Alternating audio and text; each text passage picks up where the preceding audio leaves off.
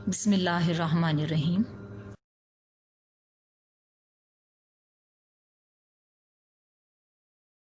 السلام علیکم عزیز طلبہ، میں آپ کی اردو کی ٹیچر سمانہ حیدر آپ سے مخاطب ہوں۔ امید ہے کہ آپ سب خیریت سے ہوں گے اور آپ نے ان چھٹیوں کے دنوں میں عید منانے کے ساتھ ساتھ اپنا تعلیمی سلسلہ بھی جاری رکھے ہوئے ہوں گے۔ چھٹیوں میں جو کام آپ کو دیا گیا ہے وہ بھی کیا ہوگا آپ نے۔ ہم اب آج سے انشاءاللہ اپنا تعلیمی سلسلہ وہیں سے شروع کریں گے جہاں سے ختم کیا تھا۔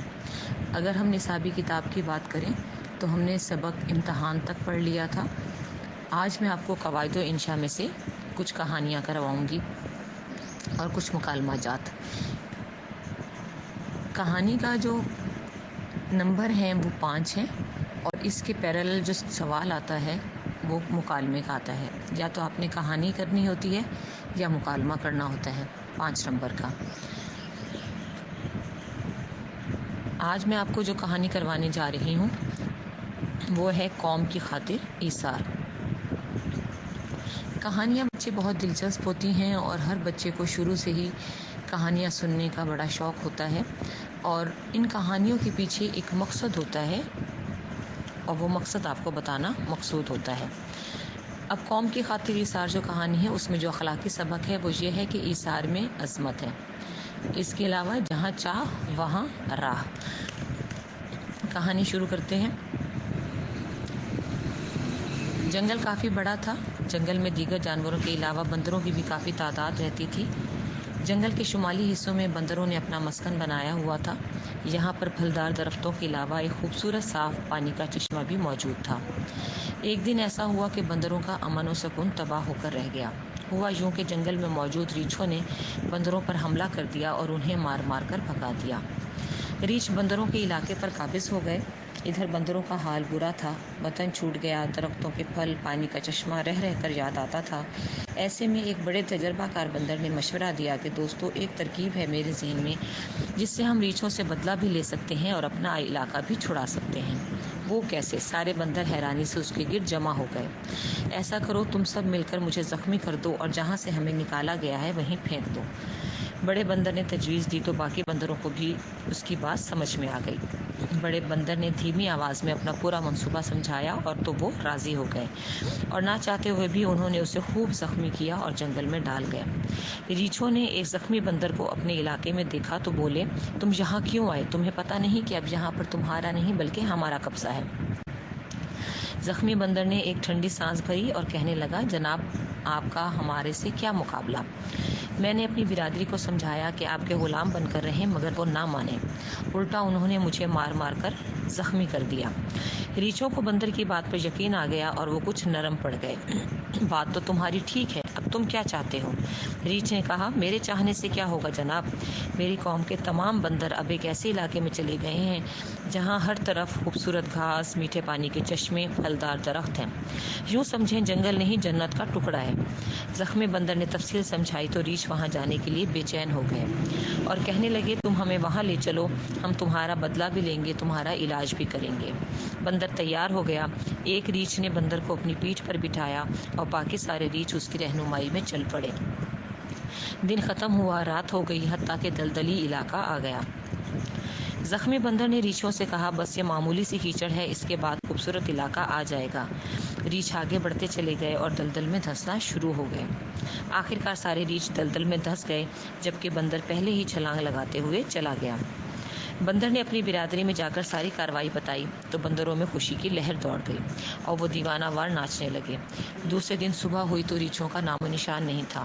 بندر خوشیاں مناتے ہوئے اپنے علاقے میں واپس آ گئے۔ ایک بندر نے قوم کی خاطر ایثار کیا تو انہیں اپنا وطن واپس مل گیا۔ اس کہانی سے ہمیں یہ سبق ملتا ہے کہ ایثار میں عظمت ہے۔ عزیز طلبہ، کہانی کے ساتھ جو دوسرا سوال دیا جاتا ہے وہ مکالمے کا ہوتا ہے۔ یا آپ نے کہانی کرنی ہوتی ہے یا مکالمہ کرنا ہوتا ہے۔ دونوں کے نمبر 5 ہوتے ہیں۔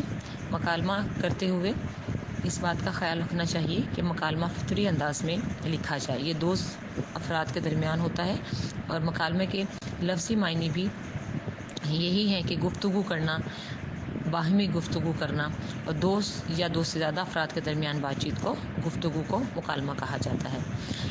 مکالمہ ہمیشہ بحث کے انداز میں لکھا جاتا ہے۔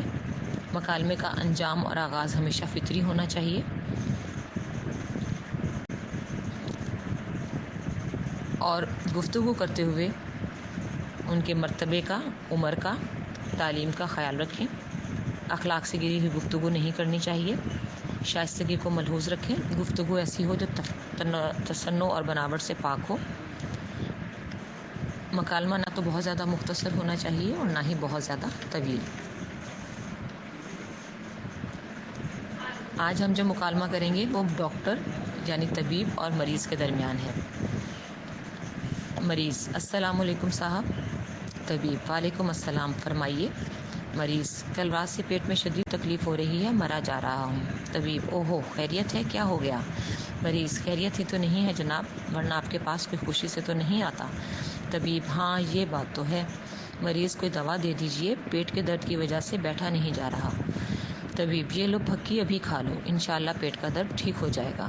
مریض: شکریہ حکیم صاحب۔ طبیب: ارے بھائی، آپ کو تو بخار ہے۔ کہتا ہے کل شام تک تو میں بالکل ٹھیک تھا، رات کو کھانا کھا کر سویا تو صبح پیٹ میں درد اور طبیعت بوجھل تھی۔ طبیب: دوائی میں دے دیتا ہوں، لیکن اس کے ساتھ ساتھ آپ کو کچھ احتیاط بھی کرنی ہوگی۔ پہلی احتیاط تو کھانے پینے کے معاملے میں ہے کہ نرم اور ہلکی غذا کھائیں۔ جی حکیم صاحب، میں سمجھ گیا۔ اس کے علاوہ آپ چند دن آرام بھی کریں گے اور صبح کی سیر بھی کریں گے۔ مریض: حکیم صاحب، میں کوشش کروں گا کہ آپ کی ہدایات پر عمل کروں۔ طبیب: انشاءاللہ آپ جلد صحت یاب ہو جائیں گے۔ عزیز طلبہ، آج ہم نے ایک مکالمہ کیا۔ اب ہم آتے ہیں ضرب الامثال کی طرف۔ آپ کو یاد ہوگا کہ ہم نے کچھ ضرب الامثال پہلے کی تھی۔ آپ کی نصابی کتاب میں کل 40 ضرب الامثال ہیں، جس میں سے 20 ہم کر چکے ہیں اور باقی 20 انشاءاللہ آج ہم کریں گے۔ اس کے یہ بھی آپ کی پرچے میں آخری سوال ہے، سوال نمبر 9، اور یہ 5 نمبر کا ہوتا ہے۔ ضرب الامثال کی تکمیل آپ نے کرنی ہوتی ہے۔ آج جو میں آپ کو ضرب الامثال کرواؤں گی، ساتھ ہی آپ کو ان کے معنی بھی سمجھاؤں گی۔ اگرچہ معنی آپ کے پرچے میں نہیں آپ سے پوچھے جاتے، لیکن یہ آپ کی معلومات میں اضافے کے لیے کہ کوئی بھی ضرب المثل جو ہم استعمال کرتے ہیں اس کے پیچھے اس کا کیا معنی ہوتا ہے۔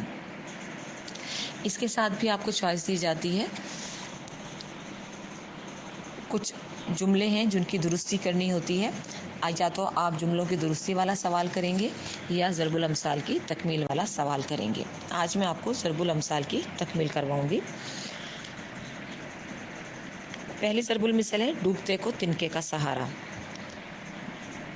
یعنی اگر کوئی شخص مصیبت میں گرفتار ہو تو اس کو تھوڑے سا سہارا بھی بہت معلوم ہوتا ہے۔ رات گئی بات گئی، یعنی جب موقع نکل جائے تو اس کے بعد کچھ بھی نہیں ہو سکتا۔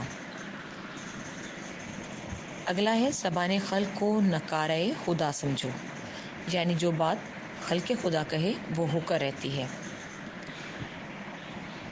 سیکھ نہ دیجئے باندرا جو گھر بے کا جائے، سیکھ وا کو دیجئے جا کو سیکھ سہائے، یعنی نصیحت اسی کو کرنی چاہیے جو اس نصیحت کو سمجھنے کے لیے تیار بھی ہو۔ بندر کو نصیحت کرنے سے بے کا گھر برباد ہوگا اور کچھ نہیں ہوگا۔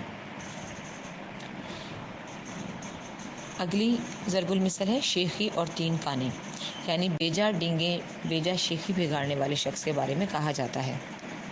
صورت نہ شکل بھاڑ سے نکل، ایسا شخص جو شکل و صورت کے لحاظ سے کمتر ہو اس کے بارے میں طنزاً بولا جاتا ہے۔ اگلی ضرب المثل ہے طویلے کی بلا بندر کے سر، یعنی جب کئی آدمیوں کی مصیبت کسی ایک آدمی کے سر پر پڑ جائے، قصور کسی کا ہو، سزا کسی کو ملے۔ اگلی ضرب المثل ہے ظلم کی ٹہنی کبھی پھلتی نہیں، ناؤ کاغذ کی کبھی چلتی نہیں، یعنی ظلم اور جھوٹ کبھی دیر پا نہیں رہتے بلکہ جلد ہی ان کا اختتام ہو جاتا ہے۔ اگلا ہے عید پیچھے ٹر، یعنی وقت گزرنے پر خوشی کی نقل کرنا۔ غریب کی جورو سب کی بھابھی، یعنی غریب پر ہی سب کا بس چلتا ہے۔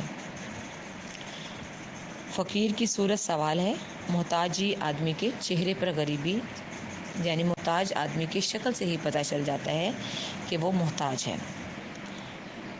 اگلا بڑا مشہور ہے، قاضی کے گھر کے چوہے بھی سیانے، یعنی وہ شخص جو حاکم ہو یا بڑا آدمی ہو، اس کے گھر کے چھوٹے لوگ بھی ہوشیار ہوتے ہیں۔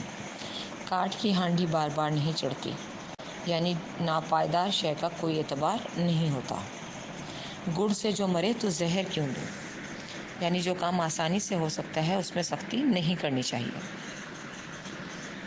35ویں ضرب المثل ہے، لاد دے لدا دے لادنے والا ساتھ دے، یعنی چیز بھی دو، اسے لدوا بھی دو، اور ایک آدمی ایسا بھی دو جو ساتھ جا کر اسے لدوا دے، یعنی ہر طرح کا بوجھ دوسروں پر ڈالنا۔ ماروں گھٹنا پھوٹے آنکھ، بے محل اور بے جوڑ بات کے بارے میں کہتے ہیں۔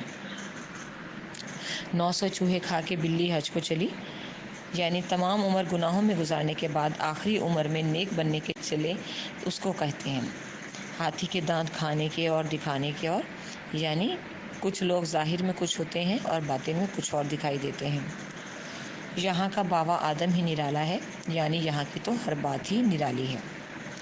بخشو خالہ بھی چوہا لنڈورا ہی بھلا، یعنی مجھے آپ کی عنایت نہیں چاہیے، میں یوں ہی اچھا ہوں۔ ہم بھی ہیں 5 سواروں میں، یعنی چھوٹا ہو کر بھی اپنے آپ کو بڑوں میں سوار کرنا۔ یہ آپ کی 40 بخشو خالہ بھی چوہا لنڈورا ہی بھلا یہاں تک ہے۔ یہ اس طرح سے آئیں گی کہ آپ کو ضرب المثل کا ایک حصہ دے دیا جائے گا اور ایک حصہ آپ کو لکھنا ہوگا۔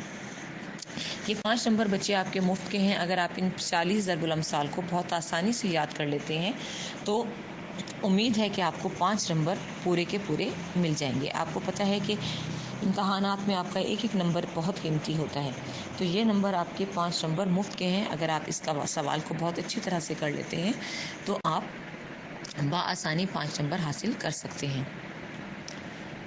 آپ ان ضرب الامثال کو یاد کریں، ان کہانی اور مکالمے کو بھی یاد کریں، انشاءاللہ اس کا جائزہ لیا جائے گا۔ اللہ حافظ، خدا آپ کا حامی و ناصر ہو۔